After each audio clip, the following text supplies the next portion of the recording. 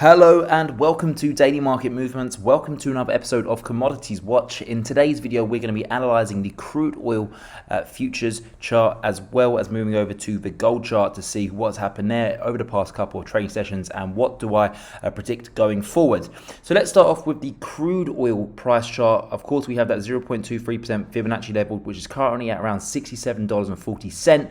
We did briefly peak above there on Friday and we were in fact trading in the green. We went and tested that 200-day EMA. For those who do not know what the 200-day EMA is, that's that blue line here.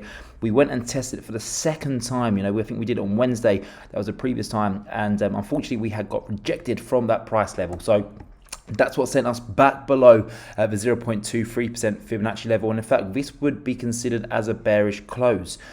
This could potentially spark a move back towards those swing lows down at $62.48 a barrel. I will continue to monitor it, but one positive aspect to take from this crude oil chart is that we did in fact form a slight hammer candlestick on Thursday. So typically speaking, this is a bullish sign and it could send the markets higher. I do fully appreciate that on Friday we had a lot of volatility in the stock market with the Nasdaq 100, the S&P 500 and the Dow Jones 30 putting back roughly 1.5 to 2%. On Saturday, we've had the crypto market putting back. We've had Bitcoin fall roughly 17% at one point. The Ether market has pulled back. The likes of XRP have all pulled back rather significantly. And I think there was around $500 billion worth of crypto net worth wiped out. So markets are extremely volatile at this moment in time. So maybe Friday was just a small speed bump in the road here for the recovery of crude oil markets, and I'm going to be keeping a very close eye to see whether we can return back above the 200-day EMA. I think, as I mentioned on Thursday, that if we can break back above the 200-day EMA and get a daily close there, that's when we go and challenge the next fib levels with the 0.5 to 0.61 and then eventually that 0.78. And if we can break above all of those, and of course the 50-day EMA, that should be what sends us back towards $80 a barrel, and then that's where I really start to get bullish here for the crude oil markets. But again, I want to highlight the fact that on the RSI we are pretty much oversold with a reading of 30.60, and for those who do not know, anything that is under 30 or at 30 is pretty much considered oversold in the short term. So this is very encouraging for the crude oil markets.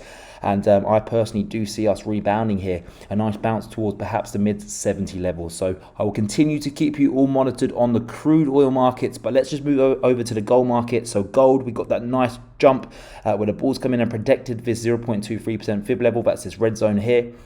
I put an arrow here last Thursday during our video that I said if we did manage to get a daily close below that 0.23% fib level, I would anticipate a breakdown towards 1720. And of course, if we broke below 1720, that's where we would go on to hit 1700 and then eventually 1680, which is the bottom of his fib level.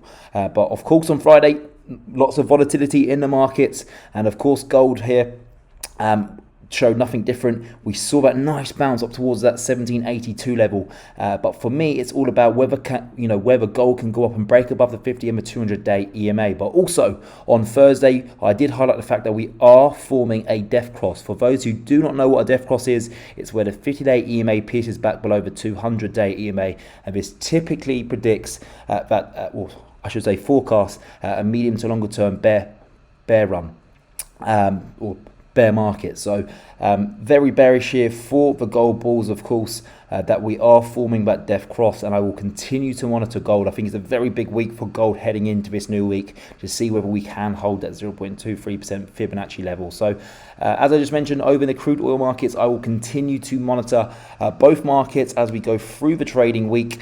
I am traveling tomorrow, so I might be a little bit short when it comes to videos, but of course on Wednesday and Thursday and Friday I will be posting videos as per usual, but very interesting going into the new week, and I thought I'll just come onto YouTube and take this opportunity to let you all know my current sentiment with regards to the gold and the crude oil markets.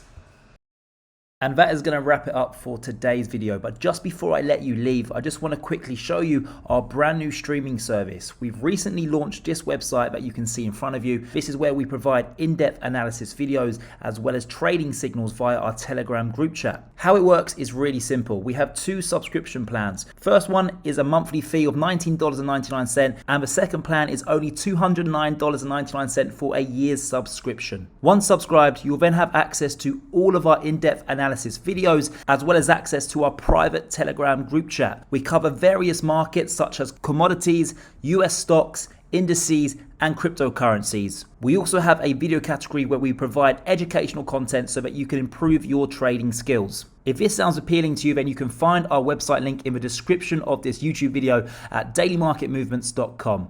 If not, then I would just like to take this time to say thank you for watching today's YouTube video. Please give my channel a subscribe and give this video a thumbs up. Thank you very much, and I hope to see you again soon.